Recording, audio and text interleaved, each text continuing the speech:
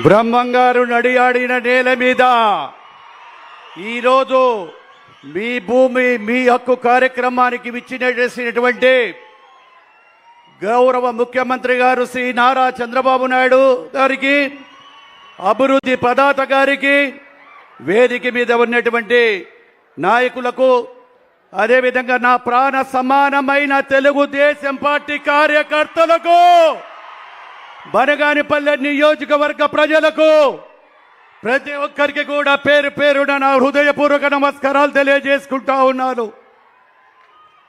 Sir, ఇక్కడ ముఖ్యంగా మీరు పెట్టినటువంటి ఈ యొక్క రాయలసీమకు కానీ, నంద్యాల పార్లమెంటుకు కానీ గతంలో 5 సంవత్సరాలు అధికారంలో ఉన్నారు సార్. ఆ 5 సంవత్సరాలు వాళ్ళు అరాచక పాలన చేశారు. ఏ రోజు అభివృద్ధి గురించి ఆలోచన చేయలేదు.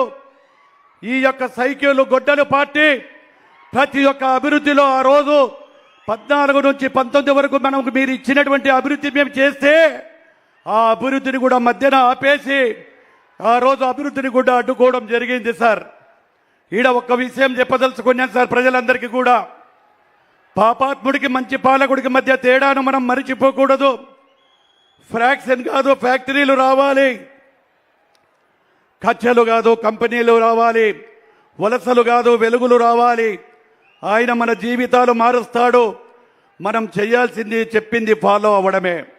5 ఏళ్ళు సీమకు ద్రోహం చేసినటువంటి ఆ దుర్మార్గులు ఇప్పుడు మాట్లాడుతూ ఉన్నారు.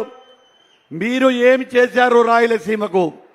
నేను అడుగుతున్న రాయలసీమకు ఈ యొక్క గొడ్డలి పార్టీ నాయకుల్ని ఈరోజు ఈ ప్రజావేదిక ద్వారా మా గౌరవ ముఖ్యమంత్రి ముందర ఎక్కడ డిబేట్ పెట్టినా రాయలసీమకు మీరేం చేశారో నేనేం చేశానో చెప్పడానికి రెడీగా ఉన్నాం.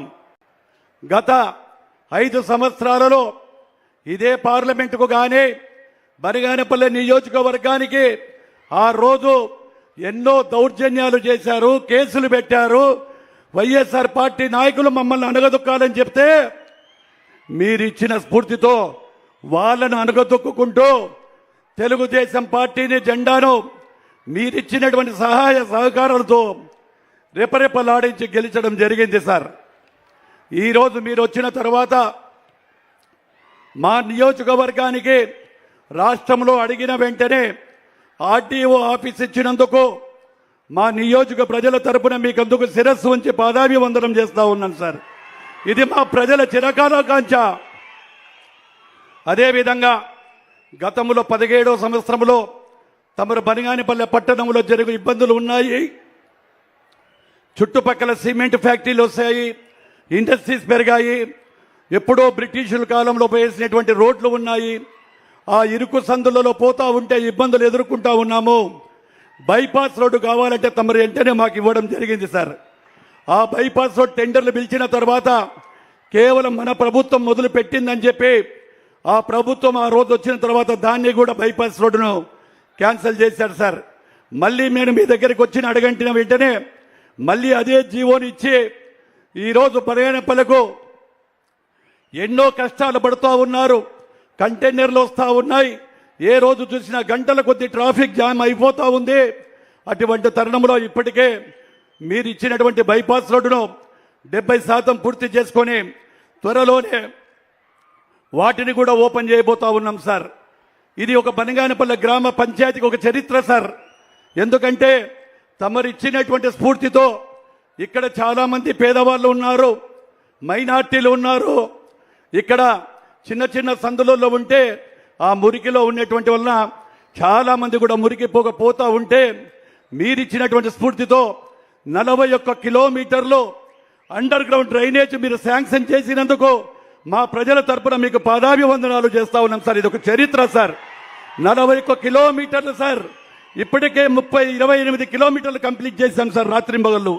ఈ నెల డిసెంబర్ నాటికే దాన్ని కూడా కంప్లీట్ చేసి తమరికి అంకితం చేస్తానని చెప్పి నేను తెలియజేస్తా ఉన్నాను సార్. గర్వంగా చెప్పగలుగుతున్నాను సార్. ఇది ఒక్కటే కాదు సార్, ఈ యొక్క గ్రామీణ వ్యవస్థను నిర్వీర్యం చేయడం జరిగింది.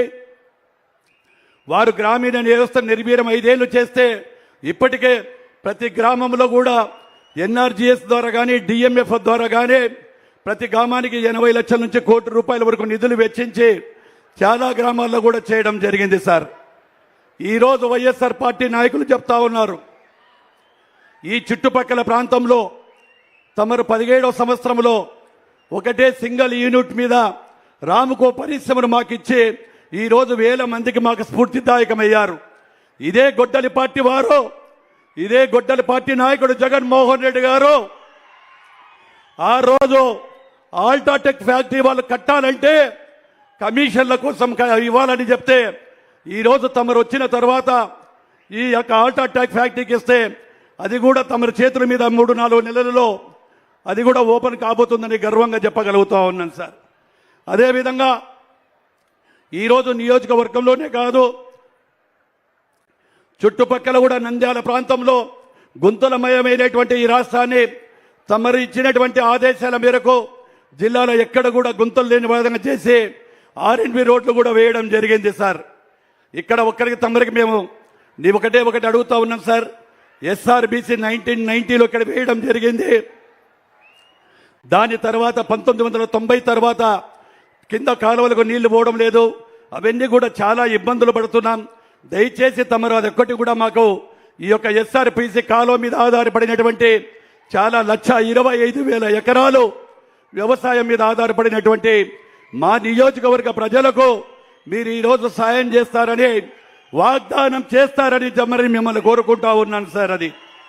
అదేవిధంగా ఏదైతే బీసీ హాస్టల్కు సంబంధించి తమరే నాకు జీవో ఇచ్చారు సార్.